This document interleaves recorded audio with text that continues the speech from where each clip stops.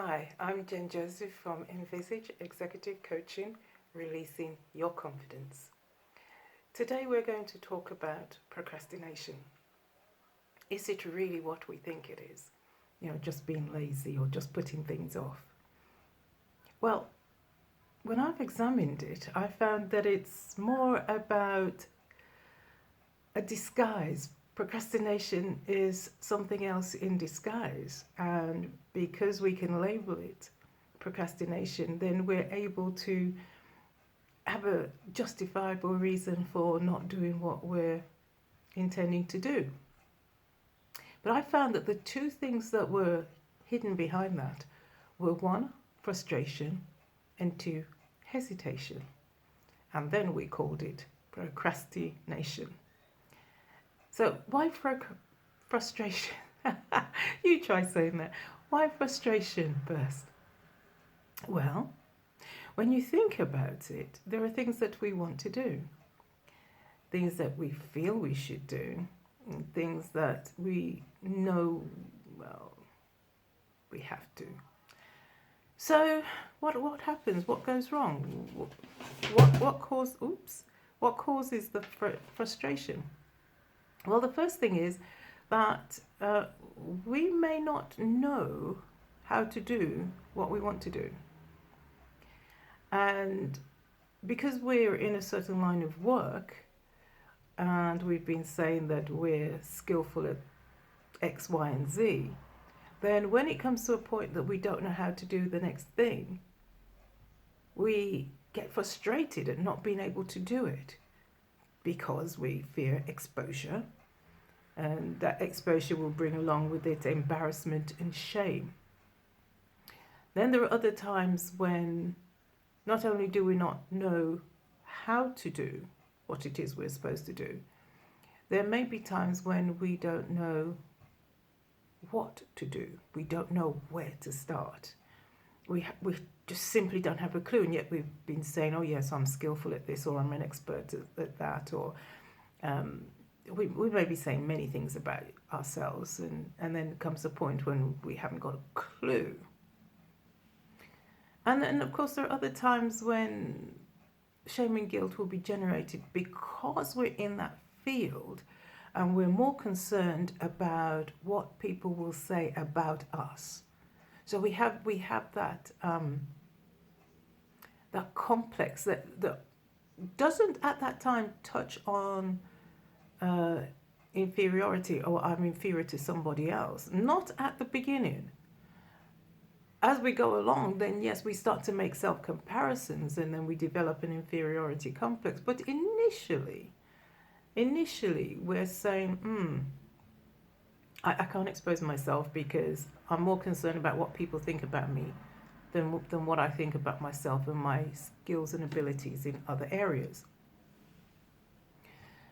Now, because we are now locked into these three areas of thought, don't know what to do when I'm supposed to do it, can't do it, and I'm ashamed of exposing myself, I don't want to ask for help, then we end up in a cycle, and we keep going round and round in this cycle. And each time we go round this cycle, we reinforce the original thought, and we create stronger and stronger and stronger pathways. Now, these pathways we would often call strongholds, and the more we encounter them, the stronger they get, the broader they get. So a default then arises. We often call that default a habit. We habitually do this, we habitually procrastinate, and then we end up in the cycle. Now, when we intend to get on with things, normally we work in a linear fashion. Now, the linear doesn't mean that it's a straight line, because it can be a looping line where you do something, you learn, you do something, you learn, you do something, you learn. So as we continue in this cycle, we can't make progress. So we then get to the point of hesitation.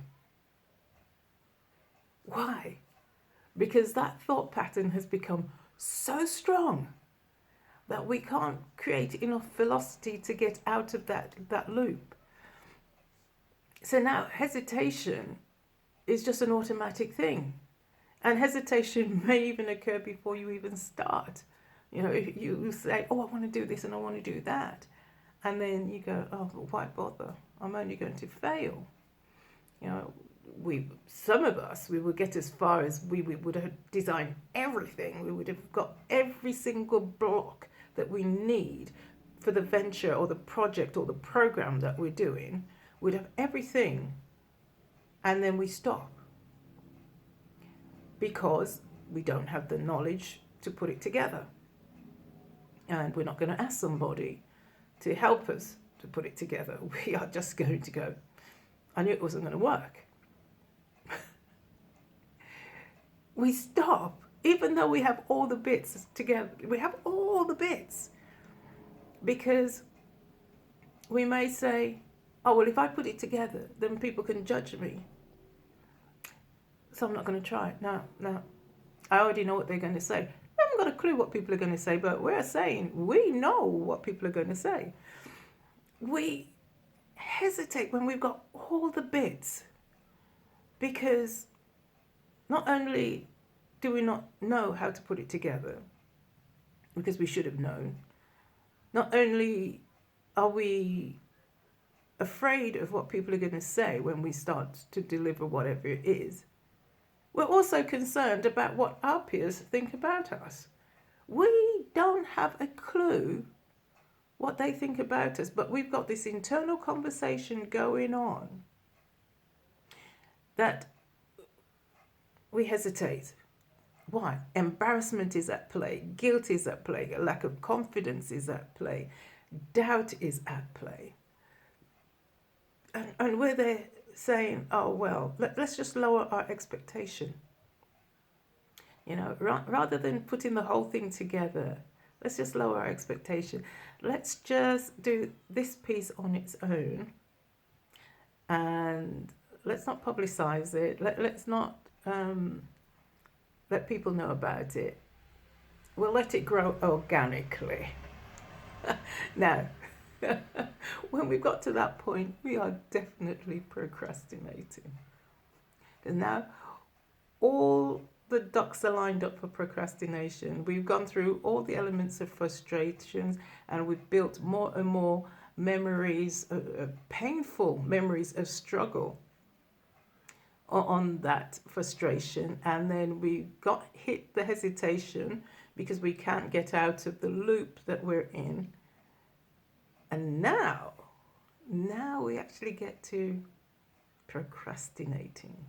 Let's drag things out. So we can continue to function, but we don't function to the maximum of our ability. We never reach a state of excellence. You see, a procrastinator doesn't just stop, full stop. No, they do keep going. And as they keep going, they do make progress. But what they built in their mindset, in the frustrated element, is stronger now than the desire to actually move forward. Really, I'd like you to spend some time to think about what makes you feel frustrated. And I'd like you to write that down. When I'm doing such and such, I feel frustrated. And the reason I'm feeling frustrated is, so there's two parts to it. When I'm doing such and such, I feel frustrated. That's the first part. And you say whatever it is that you're doing. And when I feel frustrated, it feels like, and put that down, what that is. And once you've done those two parts of this exercise, I want you to do a little bit of analysis and evaluation. That's what your mind is there for, to analyze and evaluate. And here's the question you want to ask while you're analyzing. What benefits are all of these things adding to my life, adding to my ability to deliver my service, my product, myself, whatever. What benefits? Now, of course, you're going to come with one or two answers. No benefit or great benefit. Well, if it's great benefit, identify the benefits. Identify 1, 2, 3, 4, and really check them off. Is this genuine? Is this genuinely why I'm feeling frustrated? Is this genuinely why I'm hesitating? Because it may be that really you just like talking and you don't like to actually take action. And it's a good thing to find out if it really is that you don't want to take any action at all. Okay, well, I'll speak to you again soon. And I hope you can get somewhere with those exercises. In fact, I know you will if you do it. You'll find that you'll quantum leap from where you are to where you want to be. Okay, bye for now. Bye.